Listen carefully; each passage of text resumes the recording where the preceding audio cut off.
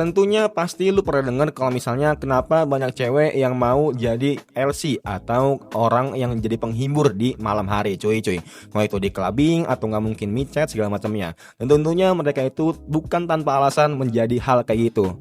Tentunya itu bukan cita-cita atau keinginan yang mereka lakuin. Karena apa? Karena kebanyakan mereka ngelakuin hal ini karena tahu sendiri, karena mungkin situasi atau nggak apapun. Nah, kira-kira situasinya itu apa aja? Hello guys, welcome in Bang Ari Jonong. Jadi kali ini aku mau sharing kalian, kenapa sih banyak perempuan yang ujung-ujungnya menjadi LC kalau misalnya dia gagal dalam karir atau nggak dalam usahanya itu sendiri.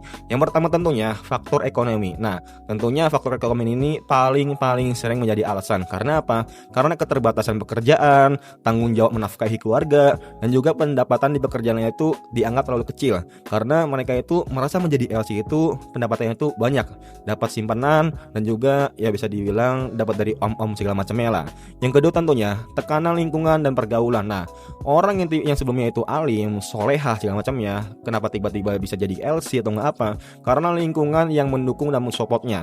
Kebanyakan mereka itu didatengin atau dijemput sama saudara yang bekerja di Jakarta. Semisal kasusnya itu saudari kalian itu ada di perdesaan, butuh pekerjaan karena masih muda. Tentunya om kalian tuh bakal ngajak kalian ke Jakarta atau nggak Surabaya, Jogja, Malang untuk kasih kerjaan. Nah, tapi nggak dikasih tahu nih kerjanya itu apa. Intinya disuruh datang. Nah, inilah kebanyakan mereka itu menjebak karena hal itu, karena lingkungan, dan juga ketika kalian datang ke tempatnya, tempat mucikari segala macamnya, itu baru masuk ke faktor pergaulan. Tentunya teman-teman, lingkungan kalian, kerabat kalian, teman kalian itu semua tuh sama kurang lebih seperti kalian di masa depannya. Karena apa? Karena ya tentunya ya habit kalian lama-lama akan kebentuk begitu. Yang ketiga tentunya kurangnya kesempatan atau pilihan hidup. Nah, jadi kebanyakan orang ketika mereka habis lulus atau nggak mau lulus SMA, lulus kuliah, nggak ada tujuan hidup sama sekali, nggak ada tujuan karir sama sekali. Ya udah, YOLO aja gitu, ngikutin pekerjaan, intinya dapat duit lah. Fokus apa? Cuma dapat duit.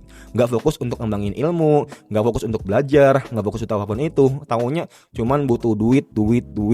Nah, inilah pentingnya edukasi sejak dini, karena jangan sampai duit itu menjadi utama dalam kalian bekerja. Tentunya butuh yang namanya ilmu dan juga habit dan akhlak yang benar-benar harus bisa mempengaruhi kehidupan kalian. Mungkin itu aja guys ya, semoga bermanfaat and see you next time. Bye.